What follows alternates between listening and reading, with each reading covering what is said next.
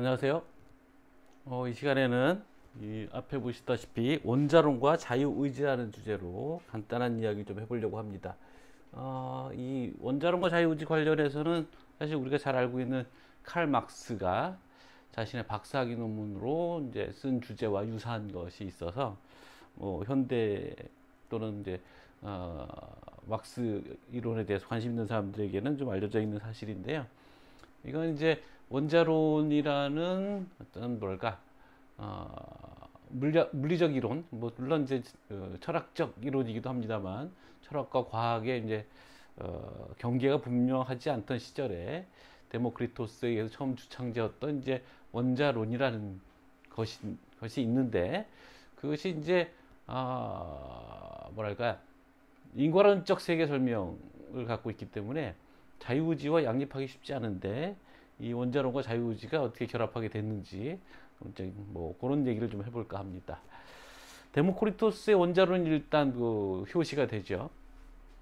이것도 조금 깊숙한 얘기긴 합니다만 너무 자세히 말씀드릴 수는 없고 간단하게 데모크리토스 이전에 파르메데스라고 있습니다. 엘레 학파라고 하는 파르메데스라는 철학자가 있는데, 그 파르메데스는 이제 운동을 부정했죠. 그래서 이제 파르메데스까지가 우리가 보통 이론론자들, 자연 철학자들 중에서 이론론자들이라고 부르는데, 이 이론론자로서의 파르메데스의 주장은 뭐냐면 있지 않은 것은 없다라는 너무나 당연해 보이는 이야기를 합니다. 근데 있지 않은 것이 없기 때문에 사실은 있는 것들만 있어서 있는 것들끼리는 동일한 성질을 공유하고 있고, 그래서 있는 것과 있는 것은 구별되지 않고, 따라서 있는 것과 있지 않은 것이 같이 섞여야 뭐 다양한 세계가 생성되는데, 있는 것만 있기 때문에 다양한 세계는 없고 세계는 단 하나다. 운동도 생성 소멸도 없다. 이건 설명하려면 굉장히 복잡하고요. 또 여기에 대한 해석의 방식도 여러 가지가 있어서 일단 그렇게만 알아두시고, 이 파르메데스의 이런 파괴적인 철학, 기존의 어떤 운동, 당연하다고 생각했던 그 운동을 부정하는 철학에 대해서, 거기에 대해 대응하기 위해서 이제 원자론이라는 것을 비롯해서 다양한 형태의 다원론자들이 나옵니다.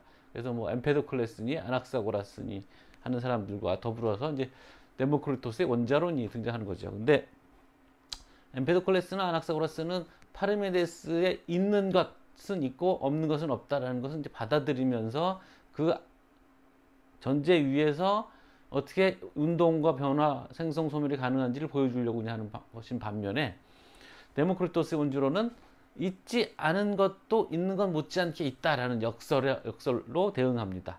그러니까 이제 그 파르메데스의 기본 전제를 거부하는 거죠.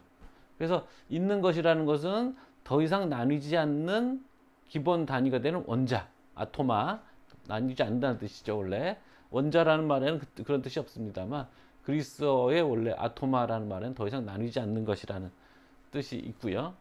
그리고 그게 이제 원자, 있는 것은 원자고 있지 않은 것은 있다고 했을 때, 그 있지 않은 것이라는 것은 허공.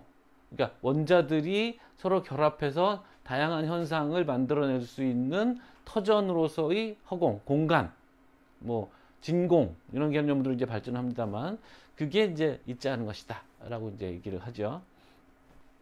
그 다음에 이제 우리가 문제 삼으려고 하는 자유의지와 관련된 부분인데, 이제 원자들의 운동의 문제입니다. 원자는 크기와 형태, 무게를 가지고 있다라는, 데모크리토스가 이렇게 얘기했다라는 전언들이 있고, 우리가 소크라테 이전 철학자들, 자연 철학자들은 온전한 저술을 전하지 않기 때문에 다른 철학자들의 저술에 인용되어 있는 것으로 우리가 이제 그들의 생각을 가늠을 해보는 거거든요. 근데 그 인용되는 출처에 따라서 이렇게 좀 버전이 다른, 서로 상이한 얘기들이 전해져 오기도 합니다. 한 철학자의 이론으로서.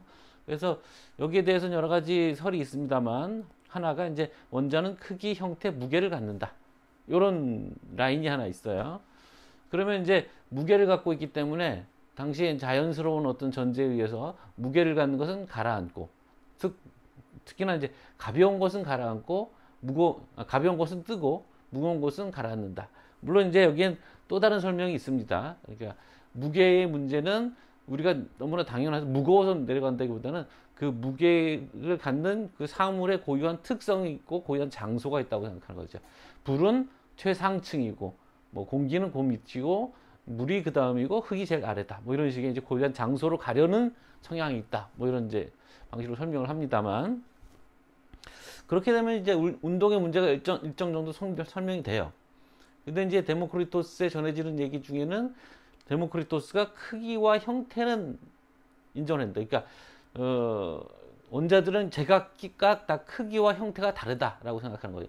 어떻게 생각해보면 더 이상 나눠지지 않는 아주 미세하게 작은 것이기 때문에 형태의 차이가 없거나 뭐 크기의 차이가 없을 것 같은데, 데모크리토스가 그걸 인정하죠. 왜냐하면 그것도 이제 어느 정도 인정했느냐에 따라 좀 다릅니다만, 적어도 이제 뭐 불 같은 걸 이루는 것들은 또 둥글다거나 뭐 운동성이 있으니까 뭐 이런 식의 설명을 한 거죠. 그래서 이제 그 원자들이 원자라는 점에서, 그리고 그것이 공간적인 크기라는 점에서 동일하긴 하지만 모양과 크기가 다르다는 점에서 차이점을 갖는 거죠. 이게 이제 결국은 질적 차이를 낳는 거예요. 양적 차이가 질적 차이, 우리의 감각기관과 접하는 방식에서. 그런데 이제 무게를 안 갖고 있다고 생각하는 버전에서는 그럼 원자들이 어떻게 서로 운동하게 되느냐. 원자들은 뭐 영혼 같은 게 아니니까 스스로 운동하지 않잖아요. 다른 것에 의해서 운동하게 되는데 어떻게 운동하게 되느냐. 동인, 운동의 동인. 그래서 이제 데모크리토스의 좀 약간 시적 표현에 따르면 우리가 이렇게 캄캄한 방에 한 군데 이렇게 빛이 싹 들어오면 그 빛에 의해서 방 안에 먼지들이 이렇게 보이잖아요. 근데 먼지들이 가만히 있지 않고 움직인단 말이죠. 아마 당연히 이제 데모크리토스는 그때 기류라는 걸 몰랐을 텐데, 공기의 흐름이라는 거. 그래서 그 먼지들이 저절로 움직이는 것처럼 보인다는 거죠. 그래서 그런 식으로 원자들 운동한다는 식의 좀 애매한 설명을 남겨놓은 겁니다. 그래서 이제 이 데모크리토스 얘기까지는 뭐 자유의지 얘기가 들어오지 않고요.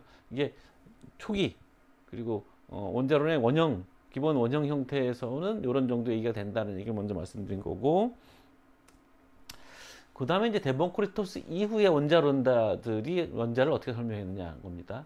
그래서 이제 쾌락주의 학파로 유명한 에피쿠로스도 원자론자였고, 그 로마의 시인이었던 루크레티우스도 원자론자였습니다. 그래서 루크레티우스는 이제 에피쿠로스와 데모크리토스의 얘기를 책으로 읽고 거기에 감동을 받아서 사물의 본성이라는 서사시 문율의 철학 시를 쓴 거죠. 거기서 이제 루크레티우스가 이런저런 얘기를 했는데, 좀 들어보시면, 일단 에피쿠로스 주의자들이 운동 원리에 대해서 얘기하는 것은 무게입니다. 그래서 데모크리토스가 무게를 얘기했다 안 했다 뭐 좀 설왕설래가 있습니다만, 에피쿠로스는 명시적으로 운동의 원리로 무게를 끌어들입니다. 그래서 이게 이제 데모크리토스가 무게를 인정하지 않았다는 입장에서는 데모크리토스에게는 회오리 운동에 따른 외제 성질이다 뭐 이렇게 얘기했는데, 이게 무슨 소리냐면, 데모크리토스는 그 원자들이 최초에 있었고, 그래서 이게 원자들이 서로 충돌하면서 이렇게 막 뱅글뱅글 돌게 되는 회오리바람 같은 운동을 하면서 이것들이 이제 세계가 형성되고, 그다음에 사물들이 결합하고 이런 과정이 생겼다는 겁니다. 그래서 이게 이제 회오리 운동이 생기면서 거기에 그 운동 때문에 무게가 생겼다고 이제 설명하는 거죠. 근데 에피쿠로스 학파에서는 그것이 그 자체로 원자가 갖고 있는 자체의 성질로 무게가 있다라고 본다는 의미에서 이 두 개를 구별한 거고요. 그 다음에 이제 원자 간의 충돌 문제가 있는데, 그래서 이게 최초의 원자들이 있었는데 무게에 의해서 이렇게 자유낙하 운동을 한다고 생각하시면, 근데 수직으로 떨어질 거 아니에요. 수직으로 떨어지면 이것들이 섞이질 않죠. 섞이지 않으면 회오리 운동이 일어나지 않죠. 그러니까 이 운동을 설명하기 위해서 에피쿠로스는 거기다 우연을 대입시킵니다. 그래서 우연히 문득 어떤 원자가 수직 낙하를 하지 않고 사선으로 낙하를 하는 거죠. 그러면서 이것들이 서로 충돌하기 시작하고 회오리 운동을 일으키는데, 그걸 바로 이제 그 사선으로 운동하는 것을 편히 클리나멘이라고 부르고, 그 얘기가 명시적으로 루크레티우스의 책에 등장을 합니다. 자, 그래서 이 클리나멘이라는 것은 아까 처음 얘기했듯이 운동이 있기 위한 필요 조건이고요.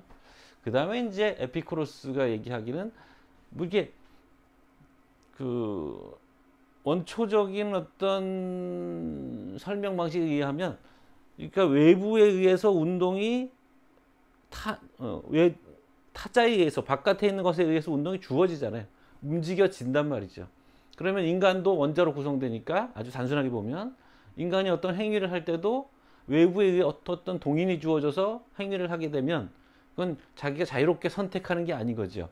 그래서 이 클리나맨이 있다는 것은 우연이 있다는 걸 좀 얘기하고, 우연이라는 건 어떤 필연적 질서로부터 벗어나 있다는 걸 얘기하고, 그러니까 윤리적 행위를 하기 위한 어떤 요청으로서도 이 클리나맨이 필요하다, 이렇게 얘기를 한 거죠. 이 클리나맨이 바로 이제 이런 식으로 설명이 겁니다. 사선으로 가서 원자들끼리 부딪힌다. 이제 이태리어로 써 있네요. 일 클리나멘 디 에피쿠로라는 이런 식의 이제 그림 설명이 가능하고요. 그 다음에 이제 그래서 여기까지가 뭐 자유의지 얘기고, 재밌는 동영상이 있어서 하나 좀 보여드리겠습니다. 이게 원자들의 자유운동 그리고 상호 충돌 이런 것들 작품으로 만든 거예요.